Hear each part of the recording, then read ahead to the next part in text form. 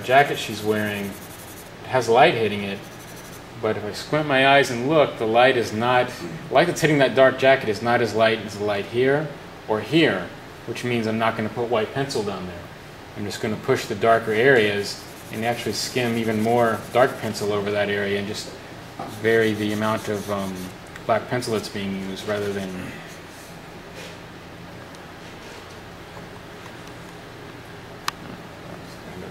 much further out.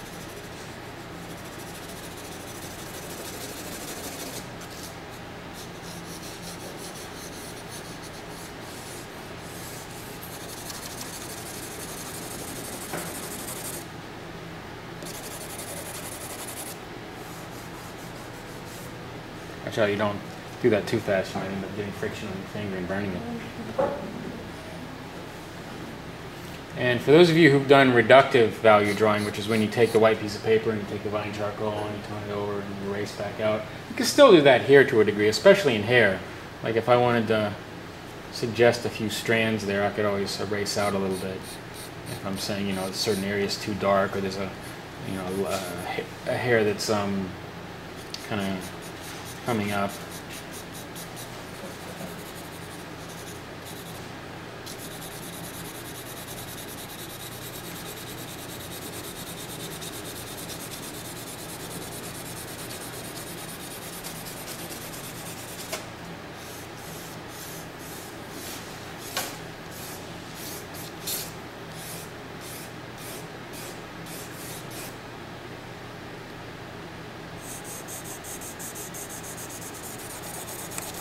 So I think we'll stop here in a minute.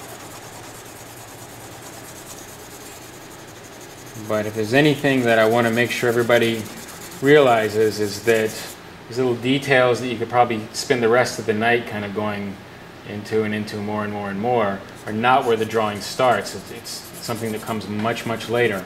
So you got to remember to measure, you got to remember to do your gesture, you got to remember to make sure that everything in the gesture is, you know, one end of the figure is relating and connecting with the other end.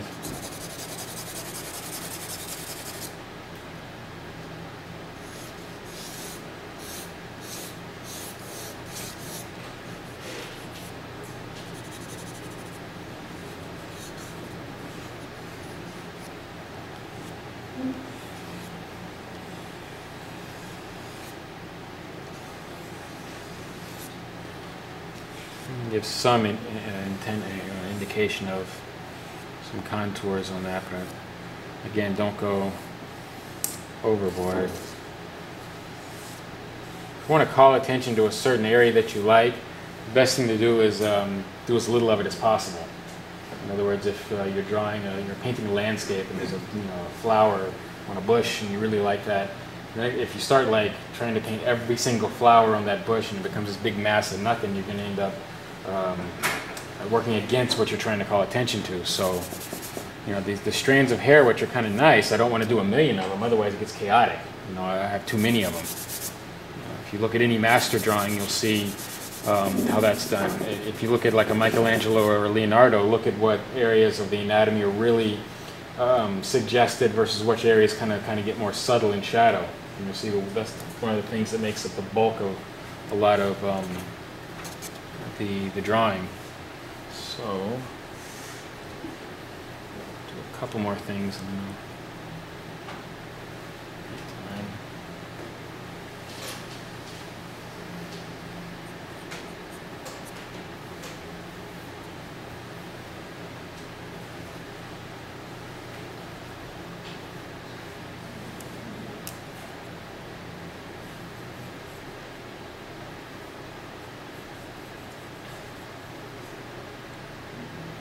Given a little bit of a indication to the division of the mouth, but I'm not doing it equally all the way across, because some areas like here are getting hit with a lot of light. Here's a little deeper in shadow, there's a little deeper in shadow, so if I made it even all the way across, it's going to flatten it out.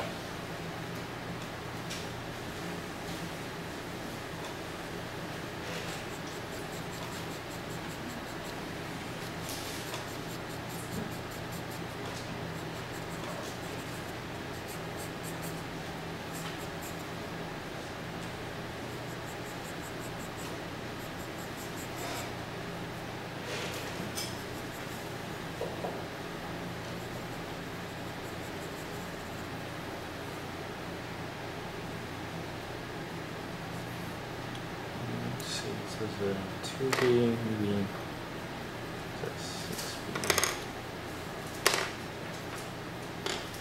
Maybe I use a little of the 6B to push this darker shadow, but I'm not going to try and push it black dark, just a little darker.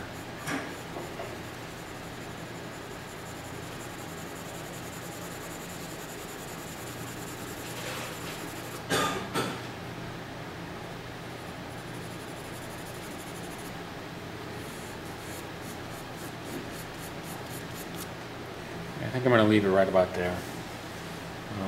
So like I say, features are kind of blending into the form of the rest of the head. There's not a hard line around the lip there, around the nose, but the mass, the form right there, as it changes over to the nostril of the nose, as it changes to there, suggests the change along from here to here to here, rather than putting a hard line around the nose. Same thing with the eye, like right there, I haven't needed to put a hard line around the eye. There's been no need for it because the values are so close right there.